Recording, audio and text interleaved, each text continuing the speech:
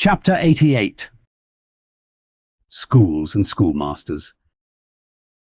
The previous chapter gave account of an immense body or herd of sperm whales, and there was also then given the probable cause inducing those vast aggregations.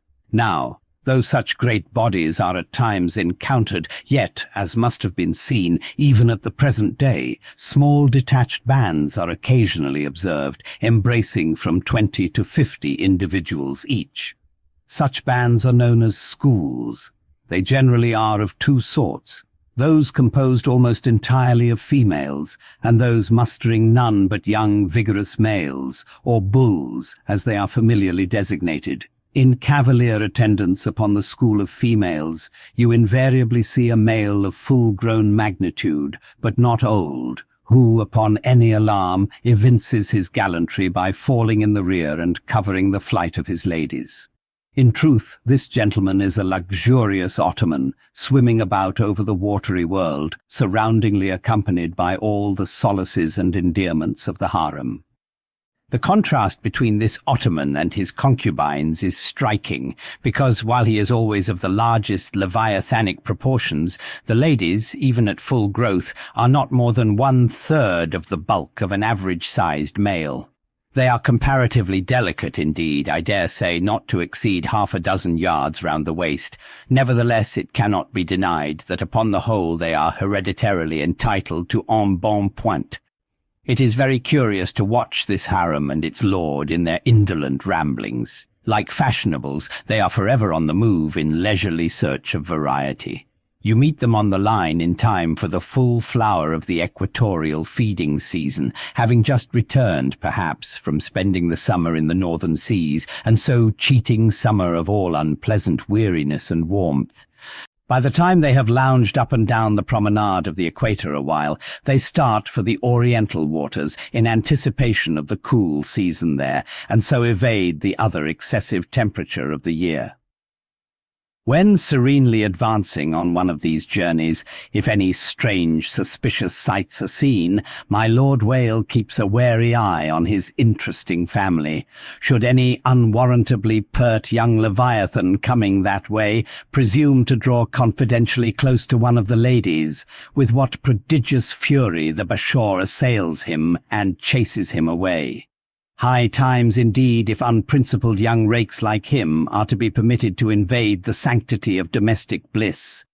Though do what the Bashor will, he cannot keep the most notorious Lothario out of his bed, for alas, all fish bed in common. As ashore, the ladies often cause the most terrible duels among their rival admirers, just so with the whales who sometimes come to deadly battle and all for love. They fence with their long lower jaws, sometimes locking them together, and so striving for the supremacy like elks that warringly interweave their antlers. Not a few are captured having the deep scars of these encounters, furrowed heads, broken teeth, scalloped fins, and in some instances wrenched and dislocated mouths. But supposing the invader of domestic bliss to betake himself away at the first rush of the harem's lord, then is it very diverting to watch that lord. Gently he insinuates his vast bulk among them again, and revels there a while, still in tantalizing vicinity to young Lothario, like pious Solomon devoutly worshipping among his 1,000 concubines. Granting other whales to be in sight, the fisherman will seldom give chase to one of these Grand Turks, for these Grand Turks are too lavish of their strength, and hence their unctuousness is small. As for the sons and the daughters they beget, why, those sons and daughters must take care of themselves, at least with only the maternal help. For like certain other omnivorous roving lovers that might be named, my Lord Whale has no taste for the nursery, however much for the bower, and so, being a great traveller, he leaves his anonymous babies all over the world, every baby an exotic. In good time, nevertheless, as the ardour of youth declines, as years and dumps increase, as reflection lends her solemn pauses, in short, as a general lassitude overtakes the sated Turk, then a love of ease and virtue supplants the love for maidens. Our Ottoman enters upon the impotent, repentant, admonitory stage of life, forswears, disbands the harem, and grown to an exemplary, sulky old soul, goes about all alone among the meridians and parallels, saying his prayers and warning each young Leviathan from his amorous errors. Now, as the harem of Wales is called by the fishermen a school, so is the lord and master of that school technically known as the schoolmaster.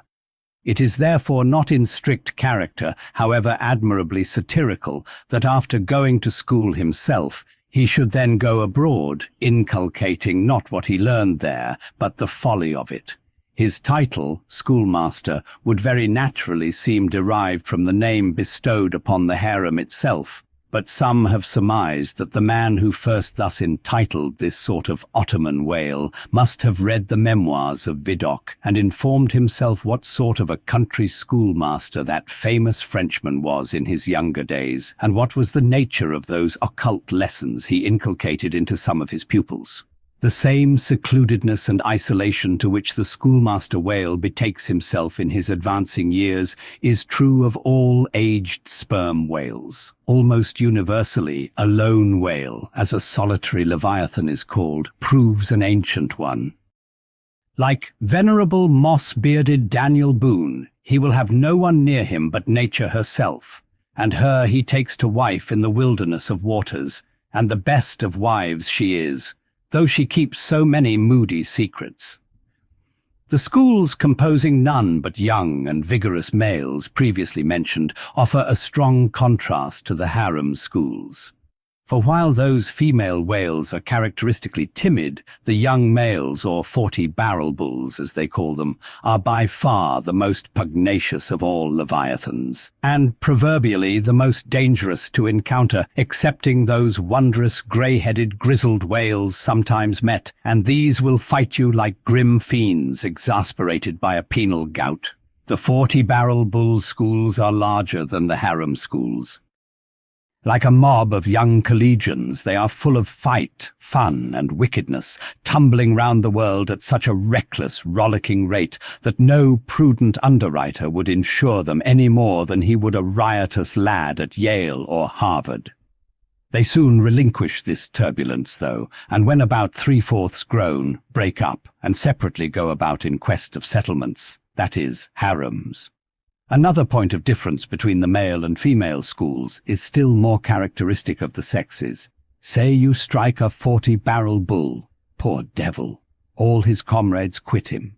But strike a member of the harem school, and her companions swim around her with every token of concern, sometimes lingering so near her and so long as themselves to fall a prey.